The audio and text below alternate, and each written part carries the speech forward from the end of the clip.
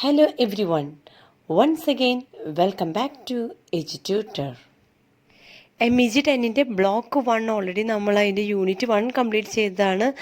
Unit 2 ആണ് ഇപ്പോൾ നമ്മൾ ഡിസ്കസ് ചെയ്തുകൊണ്ടിരിക്കുന്നത്. 2 ക്വസ്റ്റ്യൻസ് നമ്മൾ ഓൾറെഡി കവർ ചെയ്തിട്ടുണ്ട്. ഇപ്പോൾ 3 മുതലുള്ള ക്വസ്റ്റ്യൻസാണ് നമ്മൾ നോക്കാൻ പോകുന്നത്. ഓക്കെ, അപ്പോൾ ചെയ്തിട്ടുള്ള വീഡിയോസിൻ്റെ ലിങ്ക് ഡിസ്ക്രിപ്ഷൻ ബോക്സിൽ കൊടുക്കാം. കാണാത്തവരും അത് കാണുക. So let start. Question number 3. Examine Ram Mohan Roy's critique of Sanskrit learning, keeping in mind his role as a social reformer. Rajaram Mohan Roy അദ്ദേഹം ഒരു സാമൂഹിക പരിഷ്കർത്താവാണ്. അത് മനസ്സിൽ വെച്ചുകൊണ്ട് സംസ്കൃത പഠനത്തെക്കുറിച്ച് എങ്ങനെയാണ് അദ്ദേഹം നോക്കിക്കണ്ടത് അതിനെ ഒന്ന് വിലയിരുത്താനാണ് പറയുന്നത്. അപ്പോൾ സംസ്കൃത പഠനത്തെ എങ്ങനെയാണ് അദ്ദേഹം വിമർശിച്ചത് എന്നാണ് നമ്മളിവിടെ വിലയിരുത്തേണ്ടത്. അപ്പോൾ വിലയിരുത്തുമ്പോൾ മനസ്സിൽ നമ്മൾ കരുതേണ്ട കാര്യം ഇദ്ദേഹം ഒരു സാമൂഹ്യ പരിഷ്കർത്താവാണ്.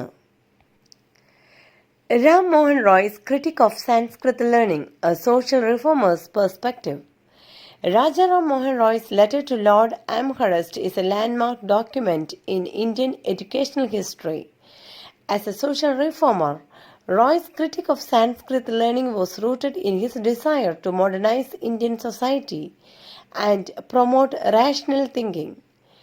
In this letter, Roy protests against the British government's decision to establish a Sanskrit college in Calcutta, arguing that it would perpetuate outdated and unscientific knowledge. Rajaram Mohan Roy എന്നൊരു ലീഡർ, അദ്ദേഹത്തിൻ്റെ മൈൻഡിൽ ഇന്ത്യയെക്കുറിച്ച് വളരെയധികം അദ്ദേഹം ചിന്തിച്ചിരുന്നു. ഇന്ത്യയുടെ മാറ്റത്തെക്കുറിച്ച് ആഗ്രഹിച്ചിരുന്ന ഒരു വ്യക്തിയാണ് അദ്ദേഹം. പക്ഷേ ഒരു സാമൂഹ്യ പരിഷ്കർത്താവ് എന്ന നിലയിൽ അദ്ദേഹം എന്തുകൊണ്ടാണ് ഇതുപോലെ സംസ്കൃതം അല്ലെങ്കിൽ സംസ്കൃത ആയിട്ടുള്ള ഭാഷകളെ അല്ലെങ്കിൽ ഇന്ത്യൻ ഭാഷകളെ അദ്ദേഹം വിമർശിച്ചത്? പ്രത്യേകിച്ച് എടുത്തു പറയാനായിട്ട് ലോർഡ് ആംഹെർസ്റ്റിന്, അദ്ദേഹം ഗവർണറാണ്, ലോർഡ് ആംഹെർസ്റ്റ് അദ്ദേഹത്തിന് ഒരു ലെറ്റർ എഴുതാനുള്ള സാഹചര്യം എന്ന് പറയുന്നത് ഈ ബ്രിട്ടീഷ് ഗവൺമെൻറ് തന്നെ പറയുന്നുണ്ട് ഒരു സാൻസ്കൃത് കോളേജ് അത് കാൽക്കറ്റയിൽ നമുക്ക് എസ്റ്റാബ്ലിഷ് ചെയ്യാം എന്നൊരു കാര്യം അവരെടുത്ത് പറയുന്നുണ്ട്. പക്ഷെ അതിനെ പ്രൊട്ടസ്റ്റ് ചെയ്ത വ്യക്തിയാണ് രാജാറാം മോഹൻ റോയ്. പ്രൊട്ടസ്റ്റ് ചെയ്യാനുള്ള കാരണമുണ്ട്. അദ്ദേഹത്തിൻ്റെ മൈൻഡിൽ ഈ സാൻസ്കൃത് എന്ന ഭാഷ കൊണ്ട് പ്രത്യേകിച്ച് മാറ്റങ്ങളൊന്നും നമ്മുടെ ഇന്ത്യയിൽ വരാൻ പോകുന്നില്ല. അതേസമയം ഇംഗ്ലീഷ് എന്ന ഒരു ഭാഷ മോഡേണൈസ്ഡ് ആയിട്ടുള്ളൊരു ഭാഷയാണ്, വെസ്റ്റേൺ ഭാഷയാണ്. അപ്പോൾ നമ്മൾ അത് അഡോപ്റ്റ് ചെയ്യുകയാണെങ്കിൽ ഇന്ത്യൻസ് ആ ഒരു ലാംഗ്വേജ് അഡോപ്റ്റ് ചെയ്യുകയാണ്, അവരുടെ കൾച്ചർ അഡോപ്റ്റ് ചെയ്യുകയാണെങ്കിൽ ഇന്ത്യയിൽ ധാരാളം മാറ്റങ്ങൾ സംഭവിക്കും എന്ന് വിശ്വസിച്ചുകൊണ്ടാണ് ഇദ്ദേഹം പ്രൊട്ടസ്റ്റ് ചെയ്യുന്നത്. Critic of Sanskrit learning. Roy's critic of Sanskrit learning was multifaceted. He argued that the indigenous system of instruction was medieval and taught systems that had no rational or scientific basis. He found abstract metaphysical questions distasteful and believed that they would not lead to the improvement of Indian society. Specifically, he criticized the Vedantic beliefs that visible things have no existence, and the emphasis on speculations like in what manner is the soul absorbed into the deity. Roy believed that these ideas were not only useless but also hindered progress and modernization. നേരത്തെ സൂചിപ്പിച്ചതുപോലെ തന്നെ റോയ്ക്ക് സംസ്കൃത് ഭാഷയോട് ഒരു വെറുപ്പുണ്ടായിരുന്നില്ല. പക്ഷെ ആ ഭാഷ ഇന്ത്യൻസിൽ ഒന്നും കൂടി നമ്മൾ പഠിച്ചെടുക്കുക എന്ന് പറഞ്ഞു കഴിഞ്ഞാൽ, ഒന്നാമത്തെ കാര്യം അതൊരു ബുദ്ധിമുട്ടുള്ള ഭാഷയാണ്. രണ്ടാമത്തെ കാര്യം അതുകൊണ്ട് യാതൊരു പ്രയോജനവും ഉണ്ടാകുന്നില്ല, മോഡേണൈസ്ഡ് ആകുന്നില്ല, അല്ലെങ്കിൽ ഒരു ഡെവലപ്മെൻറ്റ്, ഒരു പ്രോഗ്രസ് ഇന്ത്യയിൽ ഈ ഒരു ഭാഷ കൊണ്ട് വരാനായിട്ട് പറ്റുന്നില്ല. അതുപോലെ തന്നെ അദ്ദേഹം എടുത്തു പറയുന്ന കാര്യമാണ് വേദാന്തികമായിട്ടുള്ള കുറേ സിസ്റ്റംസ് അല്ലെങ്കിൽ അവരുടെ ബിലീഫ്സ്, അതിലൊന്നും ഒരു മീനിങ് ഇദ്ദേഹത്തിന് കാണാൻ പറ്റിയിട്ടില്ല. അപ്പം അദ്ദേഹം പറയാൻ വെറുതെയാണ് അതൊന്നും യാഥാർത്ഥ്യമല്ല എന്നുള്ള നിലയ്ക്കാണ് അദ്ദേഹം വാദിക്കുന്നത്. ഇംഗ്ലീഷ് തന്നെയാണ് എല്ലാവരും ഇന്ത്യൻസ് അഡോപ്റ്റ് ചെയ്യേണ്ടത്, സാൻസ്കൃത് ഭാഷയല്ല. അപ്പോൾ അദ്ദേഹം സാൻസ്കൃത് ഭാഷ പ്രൊമോട്ട് ചെയ്യുന്നില്ല. Roy also criticized the teaching of Sanskrit grammar, which he believed was overly focused on subtleties and did not promote useful knowledge. He argued that the students spend the best years of their lives learning to speak and write correct Sanskrit, rather than acquiring knowledge that could benefit society. Roy's critique of Sanskrit language was not just about its complexity but also about its potential to act as a barrier to the diffusion of useful knowledge. Roy എന്ന് പറയുന്ന വ്യക്തി ഒരിക്കലും സംസ്കൃത ഭാഷേനല്ല എന്ത് ചെയ്തത്, വിമർശിച്ചത്. പിന്നെയോ ആ ഭാഷ മൂലം ഒരു പ്രോഗ്രസ്സും ഇന്ത്യയിൽ വരുന്നില്ല എന്നൊരു കാര്യത്തെയാണ് അദ്ദേഹം ഫോക്കസ് ചെയ്ത് പറയുന്നത്. പിന്നെ എടുത്തു പറയുന്ന ഒരു കാര്യം ഗ്രാമർ. സംസ്കൃത ഗ്രാമർ എന്ന് പറയുന്നത് വളരെ ബുദ്ധിമുട്ടുള്ള കാര്യമാണ്. അതിൽ ചെറിയ ചെറിയ കാര്യങ്ങൾ പോലും, വളരെ സൂക്ഷ്മമായിട്ടുള്ള കാര്യങ്ങൾ പോലും അവർ എടുത്ത് പഠിക്കുന്നുണ്ട്. പക്ഷെ അതിൻ്റെ ഒരു ആവശ്യമില്ല എന്നാണ് ഇദ്ദേഹം കണക്കാക്കുന്നത്. വെറുതെ ടൈം വേസ്റ്റ് ചെയ്യുക. പിന്നെ ആ ഒരു ഭാഷയുടെ ബുദ്ധിമുട്ട് അത് ജീവിതകാലം മുഴുവൻ നമ്മളിരുന്ന് പഠിക്കേണ്ടി വരും എന്നാൽ മാത്രമാണ് നമുക്ക് അതിൻ്റെ ഒരു ആ ഒരു ഭാഷയിൽ പാണ്ഡിത്യം നേടാൻ സാധിക്കൂ എന്നാണ് അദ്ദേഹം പറയുന്നത്. അപ്പോൾ അതൊരു വേസ്റ്റാണ്. നമുക്ക് ജീവിതകാലം മുഴുവൻ ഈ ഭാഷ ഇരുന്ന് പഠിച്ചാൽ മാത്രം മതിയോ? അപ്പോൾ ഒരു പ്രോഗ്രസ്സും ഇന്ത്യയിൽ വരാൻ പോകുന്നില്ല. ഇതാണ് അദ്ദേഹത്തിൻ്റെ കാഴ്ചപ്പാട്. Promotion of western sciences and arts. In contrast, Roy advocated for the promotion of Western sciences and arts, which he believed would bring about progress and modernization. He drew parallels between the European Renaissance and the potential for similar transformation in India. Roy's vision for Indian education was centered around introducing modern sciences and arts that could root out decadent medieval ideas and promote rational thinking. റോയിയുടെ മൈൻഡിൽ already ഒരു വലിയ കാഴ്ചപ്പാട് അല്ലെങ്കിൽ വലിയൊരു സ്വപ്നം ഉണ്ടായിരുന്നു. അത് Indian education തന്നെയാണ്. ഇന്ത്യൻ എഡ്യൂക്കേഷൻ എന്ന് പറഞ്ഞു കഴിഞ്ഞാൽ ഒരു മോഡേൺ ഇന്ത്യ, ഡെവലപ്ഡ് ഇന്ത്യ. അപ്പോൾ അതിനു വേണ്ടിയാണ് ഇദ്ദേഹം മോഡേൺ സയൻസസിനും ആർട്സിനും അല്ലെങ്കിൽ വെസ്റ്റേൺ സയൻസിനും ആർട്സിനും ഒക്കെ അദ്ദേഹം പ്രൊമോട്ട് ചെയ്തത്. അദ്ദേഹം ഒത്തിരി സപ്പോർട്ട് ചെയ്തിട്ടുണ്ടായിരുന്നു ഈ വെസ്റ്റേൺഡായിട്ടുള്ള സയൻസ് ആർട്സൊക്കെ നമ്മുടെ ഇന്ത്യയിൽ വരാനും നമ്മളതൊക്കെ ഒന്ന് അഡാപ്റ്റ് ചെയ്ത് അവരുമായിട്ട് അല്ലെങ്കിൽ അവരുടെ ആ കൾച്ചറുമായിട്ടൊന്ന് പൊരുത്തപ്പെടാനായിട്ട്. അപ്പോൾ അതിന് വേണ്ടിയിട്ട് അതിനൊരു ബാരിയറായിട്ട് അദ്ദേഹം കണ്ടിരുന്നതായിരുന്നു ഈ സംസ്കൃത ലാംഗ്വേജ്. ഓക്കെ, അപ്പോൾ അതുകൊണ്ടാണ് അദ്ദേഹം അത് പ്രൊട്ടസ്റ്റ് ചെയ്തതിനുള്ള ഒരു കാരണം. Roy's emphasis on Western sciences and arts was not merely a rejection of Indian culture, but a call for reform and modernization. He believed that the British government, as a liberal and enlightened power, should promote education that would benefit its Indian subjects. Roy's critique of Sanskrit learning and his advocacy for Western sciences and arts were guided by his commitment to social reform and his desire to see India progress and modernize. Indian കൾച്ചറിലുള്ള ഒരു വലിയ മാറ്റത്തെക്കുറിച്ച് അദ്ദേഹം പിന്നെയും സ്വപ്നം കാണുന്നു. അതുപോലെ തന്നെ ഇന്ത്യയിൽ എഡ്യൂക്കേഷൻ കൊണ്ടുവരണം, അങ്ങനൊരു റീഫോംഡായിട്ടുള്ള, അല്ലെങ്കിൽ ഇദ്ദേഹം ഓൾറെഡി ഒരു സാമൂഹ്യ പ്രവർത്തകനാണ് അല്ലെങ്കിൽ സാമൂഹ്യ പരിഷ്കർത്താവാണ്. അപ്പോൾ അതുകൊണ്ട് തന്നെ അദ്ദേഹത്തിന് ആ ഒരു രീതിയിൽ ചിന്തിക്കുമ്പോൾ സാൻസ്കൃത് എന്ന ലാംഗ്വേജിനേക്കാട്ടിലും ഉപരിയായിട്ട് ഇംഗ്ലീഷ് എന്ന ലാംഗ്വേജും അതുകൊണ്ട് വരുന്ന പ്രയോജനങ്ങളെക്കുറിച്ചും ചിന്തിക്കാനാണ് രാജാറാം മോഹൻ റോയ് ശ്രമിച്ചിരുന്നത്. Impact of Roy's critic. Roy's critique of Sanskrit learning had a significant impact on the debate on education in India. His arguments strengthened the Anglicists' contention that a change in the educational field was desired by the natives themselves. However, Roy's views were also used by colonialists like Macaulay to denigrate native culture and promote their own imperialistic agendas. Europeans ശരിക്കും പറഞ്ഞു കഴിഞ്ഞാൽ എന്താ പറയുക, ഒരു കുറുക്കൻ്റെ ബുദ്ധിയൊക്കെയാണ് അവർക്കുള്ളത്.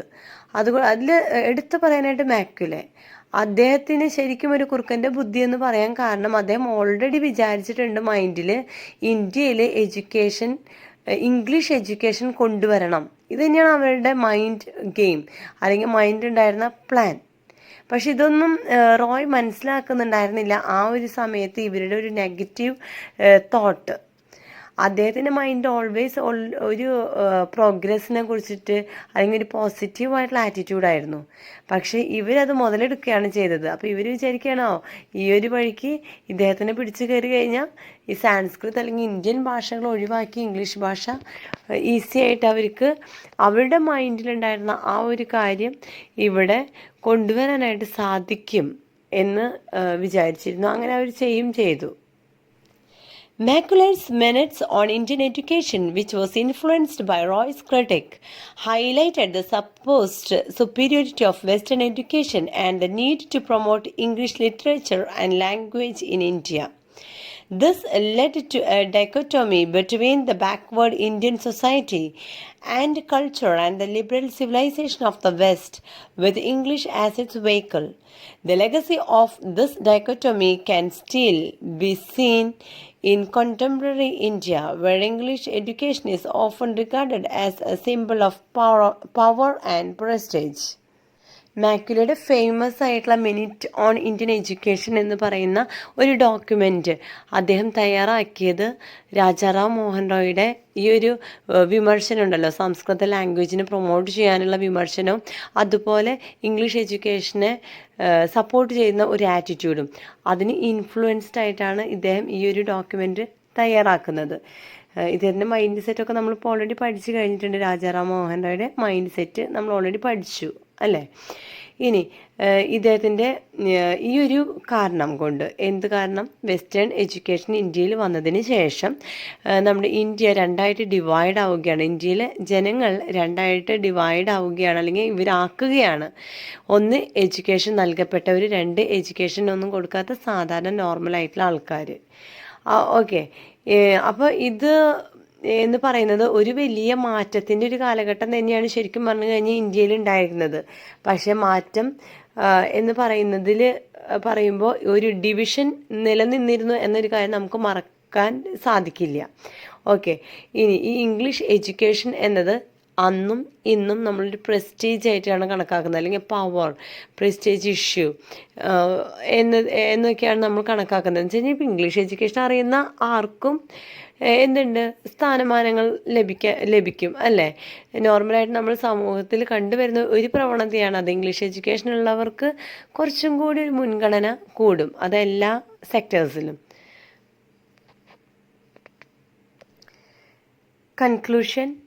In conclusion, Ram Mohan Roy's critic of Sanskrit learning was a significant moment in Indian educational history. As a social reformer, Roy's advocacy for Western sciences and arts was guided by his commitment to promoting rational thinking and modernizing Indian society. While Roy's views were used by colonialists to promote their own agendas, his critique of Sanskrit learning remains an important milestone in the evolution of Indian education. Today, as India continues to grapple with the challenges of modernization and development, Roy's ideas about the importance of education and rational thinking remain relevant. Roy's legacy as a social reformer and advocate for education continues to inspire new generations of Indians. His emphasis on the importance of modern sciences and arts in promoting progress and modernization is particularly relevant in today's globalized world. As India looks to the future, it is essential to recognize the importance of education in driving social change and promoting rational thinking. By examining Roy's critique of Sanskrit learning and his advocacy for Western sciences and arts, we can gain a deeper understanding of the complex dynamics of Indian society and culture. Roy's ideas about education and social reform continue to be relevant today, and his legacy serves as a reminder of the importance of promoting rational thinking and modernization in Indian society. Roy എന്ന ഒരു social reformer. അദ്ദേഹം Sanskrit ഭാഷയെ അവഗണിച്ചു അല്ലെങ്കിൽ വിമർശിച്ചു.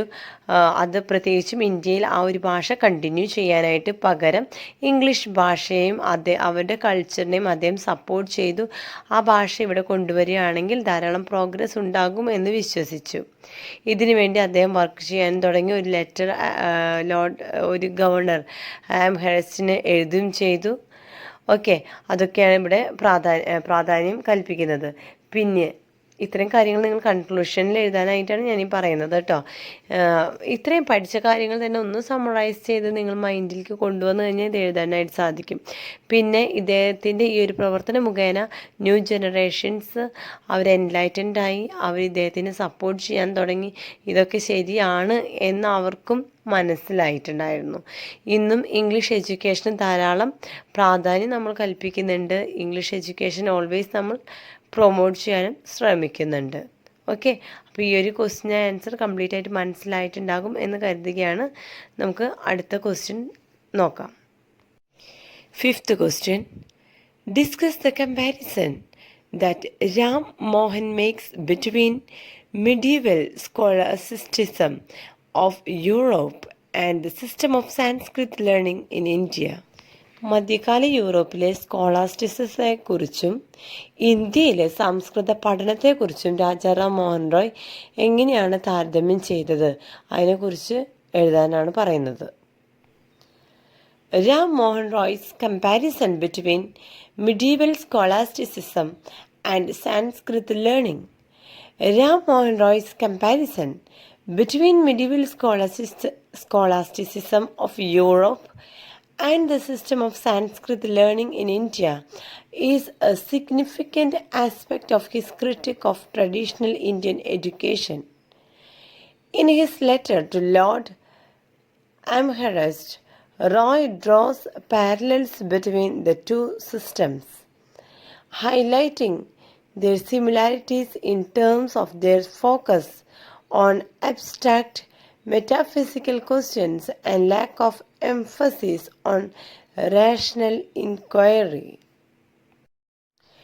രാജാറാം മോഹൻ റോയ് ഒരു 2 കാര്യങ്ങളെ കുറിച്ചിട്ട് താരതമ്യ പഠനം നടത്തുകയാണ്. ഒന്ന് യൂറോപ്പിലെ സ്കോളാസ്റ്റിസിസത്തെ കുറിച്ചും അതേസമയം ഇന്ത്യയിൽ സംസ്കൃത ഭാഷ പഠിക്കുന്നതിനെ കുറിച്ചിട്ടും. ഇതിന് രണ്ടിനും അദ്ദേഹം ഒത്തിരി സിമിലാരിറ്റീസ് കാണുകയാണ്. അപ്പോൾ ആ സിമിലാരിറ്റീസ് വെച്ചിട്ടാണ് അദ്ദേഹം താരതമ്യ പഠനം നടത്തുകയും അതിനെക്കുറിച്ചിട്ട് ഗവർണറായിട്ടുള്ള ലോർഡ് ആംഹെർസ്റ്റിന് ഒരു ലെറ്റർ വരെ എഴുതുകയും ചെയ്യുന്നുണ്ട് ഇദ്ദേഹം. Similarities between medieval scholasticism and Sanskrit learning. Roy argues that both medieval scholasticism in Europe and the system of Sanskrit learning in India are characterized by a focus on abstract metaphysical questions that have little relevance to the practical needs of society. He criticizes the Vedantic beliefs that visible things have no existence and the emphasis on speculations like in what manner is the soul absorbed into the deity. Roy sees these questions as indicative of a medieval worldview that is out of touch with the modern world. Roy അദ്ദേഹത്തിൻ്റെ താരതമ്യ പഠനത്തിന് ശേഷം അദ്ദേഹം ഒരു argument നടത്തുകയാണ്. ഈ medieval സ്കോളാസ്റ്റിസിസവും യൂറോപ്പിലുണ്ടായിരുന്ന medieval സ്കോളാസ്റ്റിസിസവും അതുപോലെ ഇന്ത്യയിൽ നമ്മളിപ്പോൾ സംസ്കൃത പഠനത്തെക്കുറിച്ചിട്ട് ഊന്നൽ നൽകുന്നുണ്ടല്ലോ, ഇതും തമ്മിൽ ഒത്തിരി സിമിലാരിറ്റീസ് ഉണ്ട് എന്നാണ് അദ്ദേഹം പറയുന്നത്. അപ്പോൾ അത് എടുത്ത് പറയാനായിട്ട് അദ്ദേഹം 1-2 കാര്യങ്ങൾ ഇവിടെ പറയുന്നുണ്ട്. മെറ്റാഫിസിക്കൽ ക്വസ്റ്റ്യൻസിന് വേണ്ടി മാത്രമാണല്ലേ അതിനു വേണ്ടി മാത്രമാണ് ഇവർ ശ്രദ്ധ കേന്ദ്രീകരിച്ചിരുന്നത്. അതേസമയം പ്രാക്ടിക്കൽ ലൈഫിനെ കുറിച്ചിട്ട് ഈ 2 വിഭാഗവും ചിന്തിക്കുന്നില്ല എന്നാണ് ഇദ്ദേഹം പറയുന്നത്. അതുപോലെ വേദാന്തിക് ബിലീഫ്സിനെ ഇദ്ദേഹം ഇങ്ങനെ ക്രിട്ടിസൈസ് ചെയ്യാണ്. Visible things have no existence, കാണാൻ സാധിക്കുന്ന കാര്യങ്ങൾക്ക് അസ്തിത്വമില്ല എന്നുള്ള വാക്യങ്ങളെക്കുറിച്ച് ഇതൊന്നും അദ്ദേഹം യോജിക്കുന്നില്ല. മീൻസ് അദ്ദേഹം മെയിനായിട്ട് പ്രാക്ടിക്കലായിട്ട് ചിന്തിക്കുന്ന അല്ലെങ്കിൽ മോഡേണായിട്ട് ചിന്തിക്കുന്ന ഒരു വ്യക്തിത്വമാണ്. അപ്പോൾ അതിനെതിരെ ഒരു പഴയ ചിന്താഗതിയിലോട്ട് പോകാനായിട്ട് അദ്ദേഹം ഇഷ്ടപ്പെടുന്നില്ല. അത് തന്നെയാണ് മെയിനായിട്ടുള്ള കാര്യം.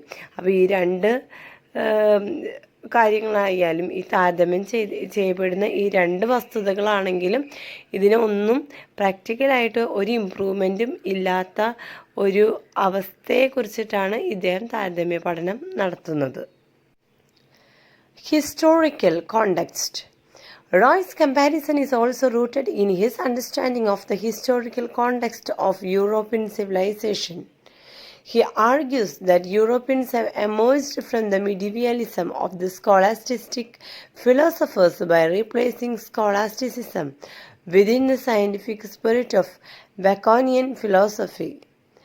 Roy sees the developments of modern science and rational inquiry in Europe as a key factor in its progress and modernization. അദ്ദേഹം യൂറോപ്യൻ സ്കോളാസ്റ്റിസിസത്തെ വെറുതെ ഒന്ന് നോക്കി കാണുകയോ അല്ലെങ്കിൽ വെറുതെ താരതമ്യം ചെയ്യുകയല്ല ചെയ്യുന്നത് സംസ്കൃത പഠനമായിട്ട്, മറിച്ച് അദ്ദേഹം ധാരാളം ഇതിനെക്കുറിച്ച് പഠിക്കുന്നുണ്ട്. ഹിസ്റ്റോറിക്കൽ കോണ്ടെക്സ്റ്റിൽ അദ്ദേഹം ഇങ്ങനെയാണ് പറയുന്നത്, ഈ പറയുന്ന യൂറോപ്പിലെ സ്കോളാസ്റ്റിസം ഉണ്ടായിരുന്ന ആ ഒരു കാലഘട്ടം അവിടെ ഒരു പുരോഗതിയും ഉണ്ടായിരുന്നില്ല എന്നാണ് അദ്ദേഹം പറയുന്നത്. അവിടെ ആ സ്കോളാസ്റ്റിസത്തിന് പകരം ബെക്കോണിയൻ ഫിലോസഫി, സ്കോളാസ്റ്റിക് ഫിലോസഫേഴ്സിന് പകരം ബെക്കോണിയൻ ഫിലോസഫി ഇവർ റീപ്ലേസ് ചെയ്തപ്പോഴാണ് അവിടെ മാറ്റങ്ങൾ സംഭവിച്ചത്. അതിന് ശേഷമാണ് മോഡേൺ സയൻസും ഒക്കെ രൂപപ്പെട്ടതും അവിടെ വന്ന പ്രോഗ്രസ്സിനും ഇന്നത്തെ കാണുന്ന ആ ഡെവലപ്മെൻറ്റിന് എല്ലാം കാരണം ഈ ബെക്കോണിയൻ ഫിലോസഫി ഇവർ സ്വീകരിച്ചതിന് ശേഷമാണ്. ഇതാണ് ഇദ്ദേഹം യൂറോപ്യൻ്റെ ഹിസ്റ്ററിയെ കുറിച്ചിട്ട് പറയുന്നത്. Implications for Indian education. Roy's comparison has significant implications for Indian education. He argues that the system of Sanskrit learning in India is similarly outdated and in need of reform.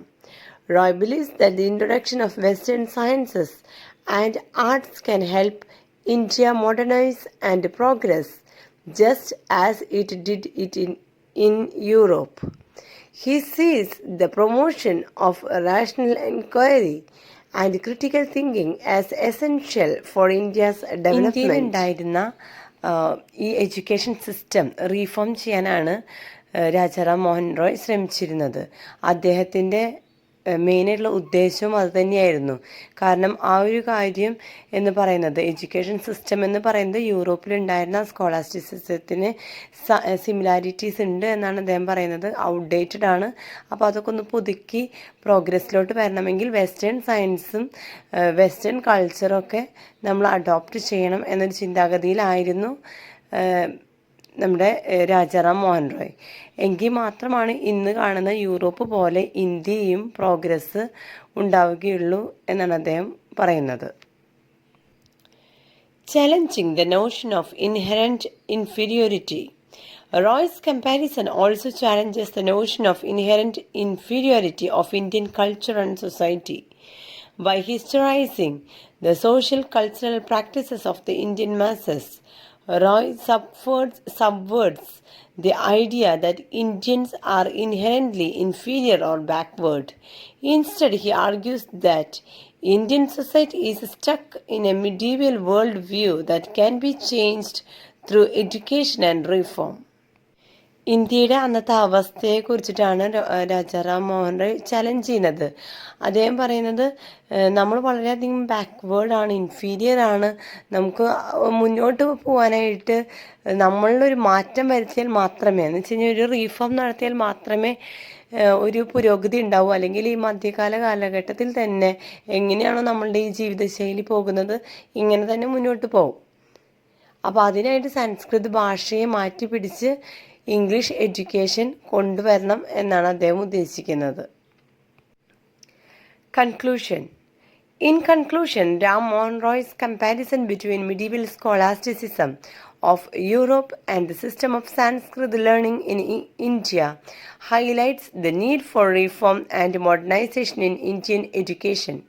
Roy's critique of traditional Indian education is rooted in his understanding of the historical context of European civilization and the importance of promoting rational inquiry and critical thinking. His ideas about education and social reform continue to be relevant today, and his legacy serves as a reminder of the importance of promoting progress and modernization in Indian society. പാർട്ടിലോട്ട് കിടക്കുകയാണ്. അപ്പോൾ കൺക്ലൂഷന് മുന്നായിട്ട് ദയവുചെയ്ത് ഈ video നിങ്ങൾക്ക് ഉപകാരപ്പെട്ടു എന്ന് ബോധ്യമുണ്ടെങ്കിൽ മാത്രം, okay, ഉപകാരപ്പെടുകയാണെങ്കിൽ മാത്രം video ഒന്ന് subscribe ചെയ്യണം. അതുപോലെ കമൻറ്റ് ചെയ്യാനും ലൈക്ക് ചെയ്യാനും മറക്കരുത്. കമൻറ്റ് ചെയ്യുകയാണെങ്കിൽ എനിക്കതിനനുസരിച്ച് ഇമ്പ്രൂവ്മെൻറ്റ് നടത്താനായിട്ട് സാധിക്കും. Okay, so we move on. കൺക്ലൂഷനിലോട്ട് വരുമ്പോൾ ഈ പറഞ്ഞ എല്ലാം തന്നെ ഒന്ന് സമ്മറൈസ് ചെയ്ത് പറയുകയാണ്. രാജാറാം മോഹൻ റോയ് സ്കോളാസ്റ്റിസിസം, യൂറോപ്പിലത്തെ സ്കോളാസ്റ്റിസത്തെക്കുറിച്ചും ഇന്ത്യയിലെ അന്നത്തെ സാൻസ്കൃത് ഭാഷ പഠിക്കണം എന്ന ഒരു ചിന്താഗതിയെക്കുറിച്ചിട്ടും താരതമ്യം ചെയ്യുമ്പോൾ കുറേ സിമിലാരിറ്റീസ് അദ്ദേഹം കാണുകയാണ്. മെയിനായിട്ട് അദ്ദേഹം പറയുന്നത് അന്ന് യൂറോപ്പിലും ഇന്ന് ഇന്ത്യയിലും ഒരു മാറ്റവുമില്ല, പ്രോഗ്രസ് ഇല്ല, ഡെഡായി കിടക്കുന്ന അല്ലെങ്കിൽ ഒരു മിഡീവിയലായിട്ട് കിടക്കുന്ന ആ ഒരു സിസ്റ്റമാണ് അന്ന് നടന്നുകൊണ്ടിരിക്കുന്നത്. അപ്പോൾ ഒരു മാറ്റം വരണമെങ്കിൽ, സോഷ്യൽ റീഫോം നടക്കണമെങ്കിൽ എഡ്യൂക്കേഷൻ സിസ്റ്റത്തിൽ മാറ്റം വരുത്തണം. എഡ്യൂക്കേഷൻ സിസ്റ്റത്തിൽ സംസ്കൃത ഭാഷയ്ക്ക് പകരം യൂറോപ്യൻ ലാംഗ്വേജും കൾച്ചറും അഡോപ്റ്റ് ചെയ്താലാണ് ഇതിന് സാധിക്കൂ എന്നാണ് അദ്ദേഹം പറയുന്നത്. അദ്ദേഹം കൂടുതലായിട്ട് മോഡേണൈസ്ഡ് ആയിട്ടുള്ള ഇന്ത്യയെ കുറിച്ചിട്ട്, പ്രോഗ്രസ്ഡ് ആയിട്ടുള്ള ഡെവലപ്ഡ് ആയിട്ടുള്ള ഇന്ത്യയെ കുറിച്ചിട്ട് മാത്രം ചിന്തിച്ചിരുന്ന ഒരു വ്യക്തിയാണ്. Roy's comparison also underscores the importance of understanding the historical context of Indian society and culture. By recognizing the similarities between medieval scholasticism and Sanskrit learning, Roy is able to make a powerful argument for reform and modernization. His ideas continue to inspire new generations of Indians, and his legacy remains an important part of Indians' educational landscape. Overall, Roy's comparison between medieval scholasticism and Sanskrit learning is a significant contribution to the debate on education in India. His emphasis on the importance of promoting rational inquiry and critical thinking remains relevant today, and his legacy serves as a reminder of the importance of education in driving social change and promoting progress and modernization. റോയുടെ ഈ ചിന്താഗതികളെ കൂടുതലായിട്ടും new ജനറേഷൻസിനെ ഒത്തിരി സ്വാധീനിച്ചിട്ടുണ്ടായിരുന്നു.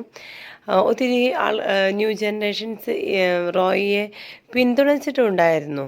Okay, അതുപോലെ Indian education സിസ്റ്റത്തെ തന്നെ മാറ്റിമറിച്ച ഒരു വ്യക്തിത്വമാണ് റോയ്ക്ക് ഉണ്ടായിരുന്നത്. അദ്ദേഹം കമ്പയർ ചെയ്യുമ്പോൾ, അല്ലെങ്കിൽ യൂറോപ്പിൻ്റെ ആ ഒരു സ്കോളാസ്റ്റിസമായിട്ട് ഇന്ത്യയെ കമ്പയർ ചെയ്തതിന് ശേഷം അദ്ദേഹത്തിന് തോന്നി യൂറോപ്പിലുണ്ടായിരുന്ന മാറ്റത്തെ പോലെ തന്നെ ഇന്ത്യയും മാറ്റിമറിക്കണം. അപ്പോൾ അതിനുള്ള കാര്യങ്ങളായിരുന്നു അദ്ദേഹം പിന്നീട് ചെയ്തുകൊണ്ടിരുന്നത്. ഓക്കെ, അപ്പോൾ ഇവിടെ നമുക്ക് ഈ ക്വസ്റ്റ്യൻ നമ്പർ 4 അവസാനിക്കുകയാണ്. അടുത്ത ഒരു വീഡിയോ ഞാൻ പെട്ടെന്ന് തന്നെ അപ്ലോഡ് ചെയ്യുന്നതായിരിക്കും ബാക്കിയുള്ള ക്വസ്റ്റ്യൻസുമായിട്ട്.